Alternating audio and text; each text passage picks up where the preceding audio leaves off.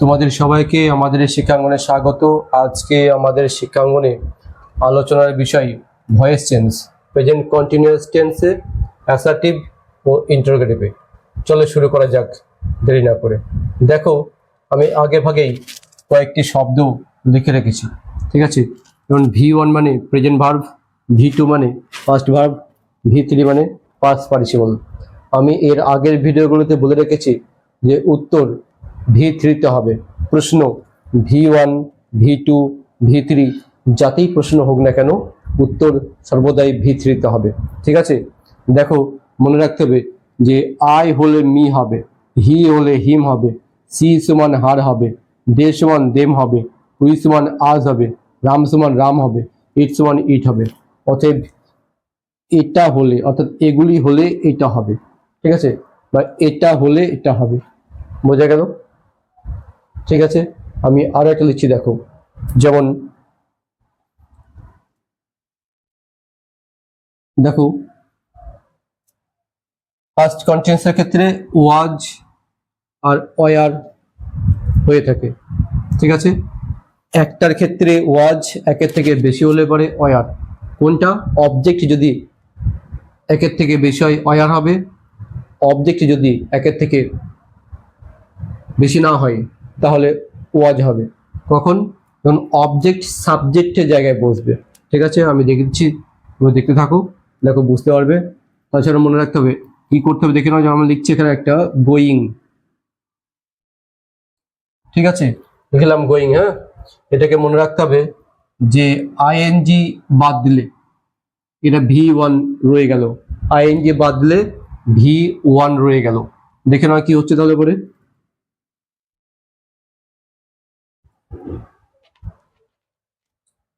ING সমান being হবে, ING সমান বিং হবে, ঠিক আছে? সর্বদাই মনে রাখতে হবে আইএনজি সমান বিং হবে, আর সেটাকে প্রথমে নিতে হবে। আইএনজি বাদ দিলে ভার্বটি থাকছে কি? V1, V1 সমান V3 হবে, V1 সমান V3 হবে। যেমন গো আছে V1, গো এর V3 কি? গান, গান বসবে, ঠিক আছে? আর ঠিক এমন করেই ঘুরিয়ে নিতে হবে। বোঝা গেল? কি করতে হবে? আইএনজিটা সমান কি হবে? বিং হবে, সেটা আগে লিখতে হবে। আইএনজি বাদ দিলে V1 পড়ে থাকছে, তাহলে উত্তর কি হয়? V3-তে, তাহলে V3 লিখতে হবে, ঠিক আছে? আশা করি এটা বোঝা গেল। হ্যাঁ, আশা করি এটা বোঝা গেল। চলো আমি প্রশ্ন লিখি। প্রথমত আগে বর্ণনামূলকে লিখি। দেখো লেখা আছে, রাম ওয়াজ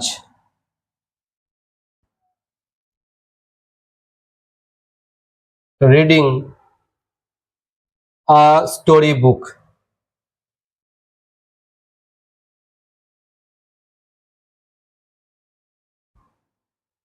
ঠিক আছে, কি লিখলাম?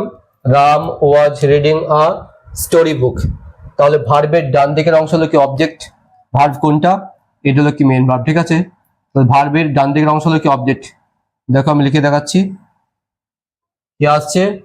ভার্বের পরের অংশ লিখবো, কি লিখবো? ভার্বের পরের অংশ লিখবো, কি লিখবো? A story book, a story book. কটা স্টোরি বুক? একটা। আমি কি বলেছিলাম প্রথমে?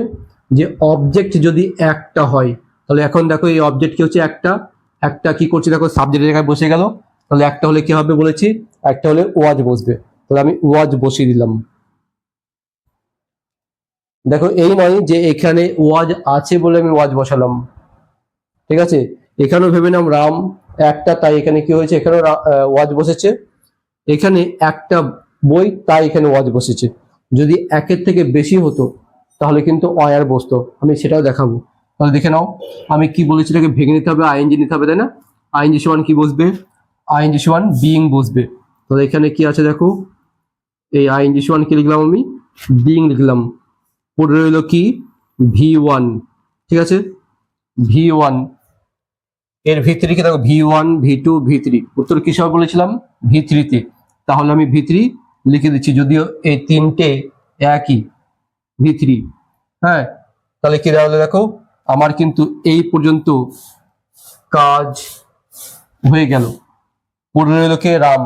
রামকে লেখার আগে কি লিখবো? রাম এখন এজেন্ট হয়ে যাচ্ছে, হ্যাঁ, তাহলে বাই কে? বাই রাম। বোঝা গেল? ঠিক আছে, আমি আবারও বলছি, দেখে নিও। Ram was reading a story book. এইটা ভার্ব ফর্মের ডান দিকের অংশ হলো অবজেক্ট। অবজেক্ট চলে আসছে, প্রথমে লেখা হচ্ছে কি হচ্ছে? সাবজেক্ট হয়ে যাচ্ছে।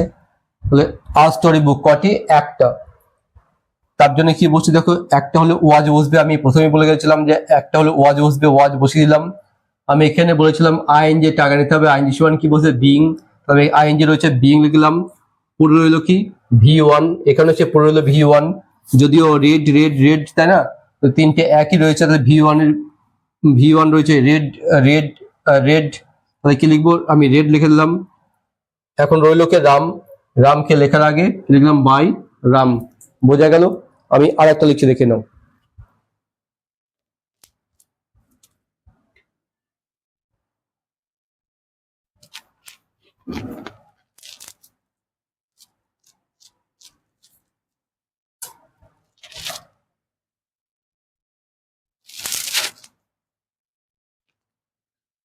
এখানে যদি আমি বুকস করে দিই, তাহলে দেখে নাও কি আসছে।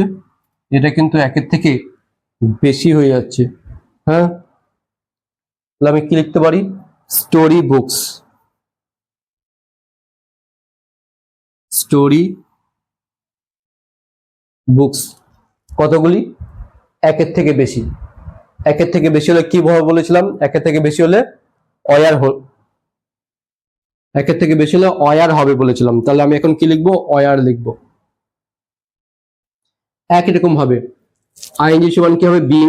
আইএনজি রয়েছে, কি লিখবো? বিং লিখে দেবো। পড়ে রইল কি? পড়ে রইল V1। V3 লিখবো, রেড। বাই কে? বাই রাম।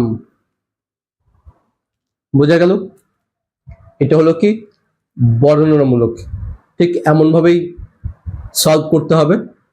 আশা করি এই একটি দেখলেই বর্ণনামূলক কন্টিনিউয়াসে পারা যাবে। এবার চলো আলোচনা করা যাক প্রশ্নবোধকের।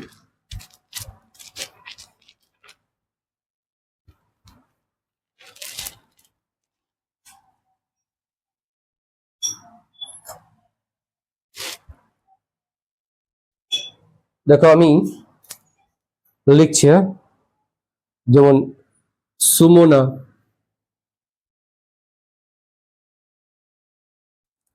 সুমনা কজন? একজন। কি লিখতাম? ওয়াজ।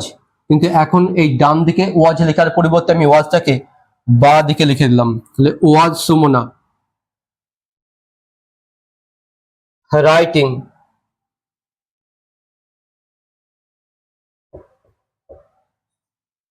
আ নোভেল।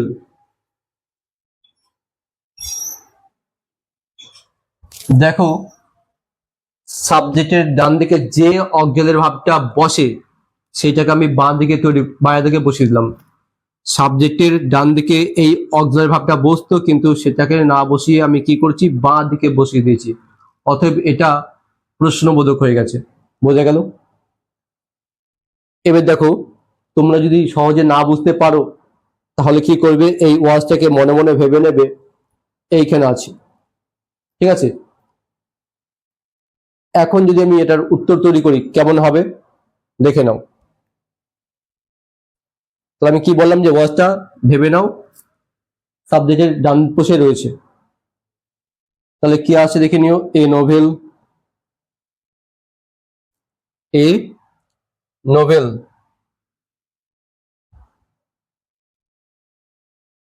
কয়টা নভেল? একটি। কি হবে? ওয়াজ। তো আমি কি বললাম? এই ওয়াজটাকে ভেবে নাও ডান পাশে রয়েছে, তাই না? তাহলে ওয়াজ, তাহলে মনে মনে করি কি আমি এখানে ওয়াজটা লিখলাম, তাহলে এই ওয়াজটা এইখানে করে দিলাম। ঠিক আছে, বোঝা গেল? তাহলে আমি কি ভাবলাম? আমি ভেবে নিচ্ছি যে ওয়াজটা এখানে লিখলাম, কিন্তু এখানে না লিখে কি করলাম, বাঁ দিকে বসিয়ে দিলাম, ভেবে নিলাম এখানে রয়েছে। তাহলে কি দাঁড়ালো, ওয়াজ এ নোবেল, অর্থাৎ Sumana was writing a novel, a novel was হলো আইএনজি সমান কি হয়ে থাকে, বিইং।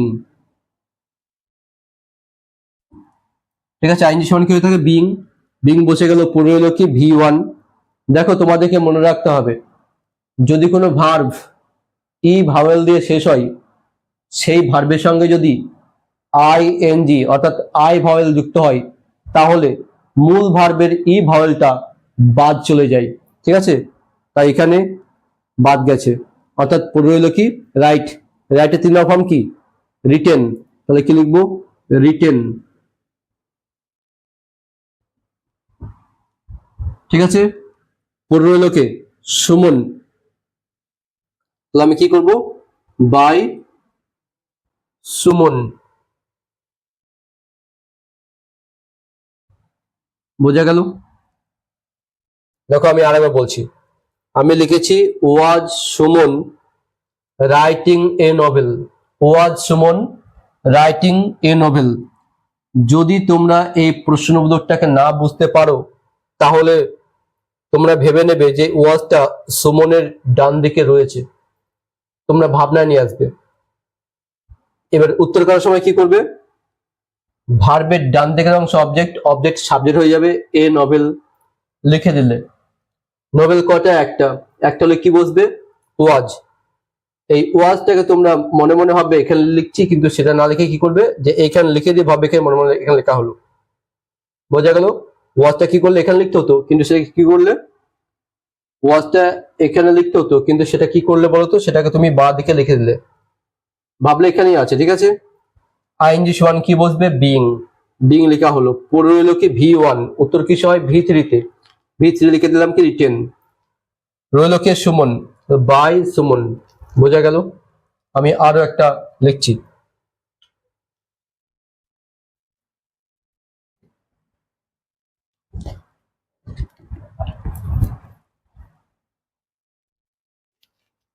আমি আরো একটা লিখছি, দেখে নাও।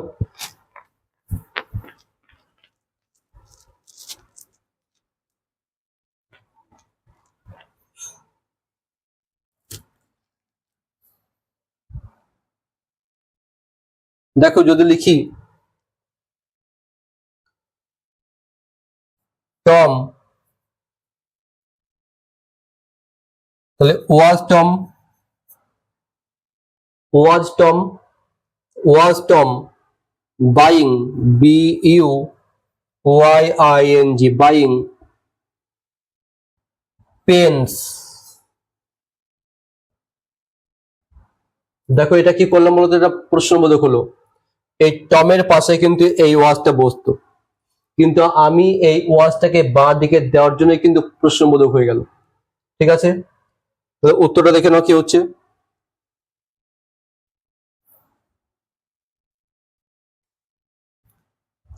তাহলে কি আছে দেখো, পেন্স। পেন্স কটিকে ইঙ্গিত করছে, একের থেকে বেশি, বেশি হলে কি হবে, অয়ার। তাহলে এই সাবজেক্টের ডান দিকে অয়ারটা বসতো, কিন্তু অয়ারটা আমি ডান দিকে না বসে কি করছি, এটা বাঁ দিকে থাকার জন্য আমি বাঁ দিকে বসিয়ে দিচ্ছি। তাহলে অয়ার, অয়ার পেন্স। আইএনজি সমান কি হয়ে থাকে, আইএনজি সমান বিং হয়ে থাকে। তাহলে আমি কি লিখবো এখন, বিং। পরে রইল কি ভি1, উত্তর কি সময় বলেছিলাম, ভি3 তে। কি আছে, বাই বট, বট, তো আমি বট লিখলাম।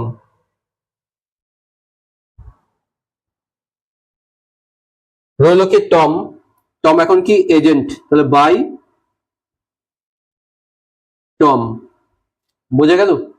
আমি আবারও বলি, যদি এটাকে না বুঝতে পারো, এই ওয়াজ অয়ার এটা বাঁ দিকে আছে, যদি তোমরা এটাকে না বুঝতে পারো কি করবে, তোমরা কিন্তু মনে মনে এটাকে ঘুরিয়ে নেবে, ডান দিকে করে নেবে, দিয়ে বর্ণমূলকের মতো উত্তর করবে। তারপরে ওই যে অক্সিলারি ভাবটা থাকবে সেটা তুমি কি করবে, বাঁ দিকে বসিয়ে দেবে, তাহলে অনায়াসে তোমার উত্তর সম্পূর্ণ হয়ে যাবে, অর্থাৎ পারফেক্ট উত্তর হয়ে যাবে। আশা করি বুঝতে পারছো। যদি না বুঝতে পারো তাহলে আমাকে কমেন্টে জানাবে, আমি তোমাদেরকে বিশদে বুঝিয়ে দেওয়ার চেষ্টা করব।